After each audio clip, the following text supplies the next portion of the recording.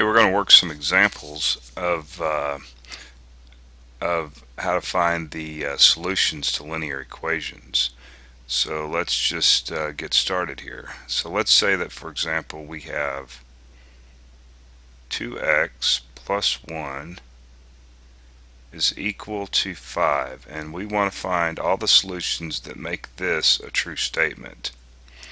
So what I'm going to do here is I'm going to take this 1 and I'm going to subtract. I'm going to get rid of the 1 here, and I'm going to subtract 1 from both sides. So we have 2x plus 1 minus 1 is equal to 5 minus 1. And 1 minus 1 is 0, so we're left with 2x is equal to 5 minus 1 is 4. Now we want to get rid of this coefficient here, so I'm going to multiply it by a half. And a half times 2 is 1. And so we're left with x is equal to, and then we have 4 times a half is just 2. Right? So our solution is x is equal to 2. So we started with an equation and we basically ended with another equation. But it turns out that this is also a solution, x is equal to 2. When we plug 2 into this up here, and we'll go ahead and do that just to demonstrate that both sides are equal. And so 2 times 2 is 4, and 4 plus 1 is 5.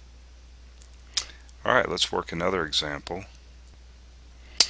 Okay, let's see here. How about if we had 7 minus 2x is equal to 10. Alright, so we want to solve for x here.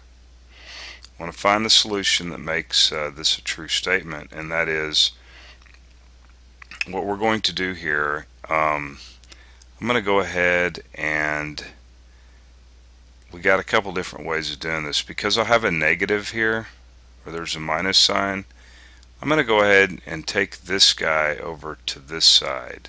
And so by doing that, I'm going to go plus 2x.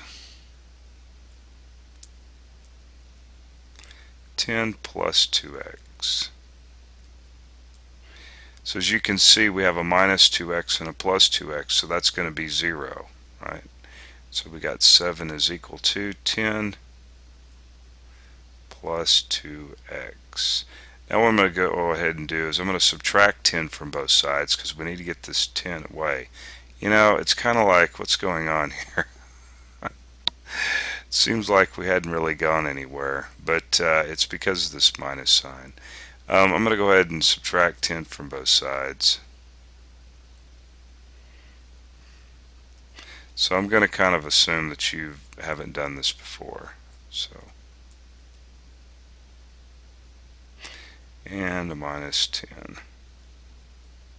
So as you can see, now we have a minus 10 and a plus 10, so that's 0. And so we're left with 2x. We have a negative 10 plus 7, and that's going to give us a negative 3. Now what we want to do is want to multiply both sides by a half. I'm going to put a parentheses around that right there because of this negative. And so a half times 2 is just 1, and 1 times x is just x. And so then we end up with negative 3 over 2. So that's going to be our solution.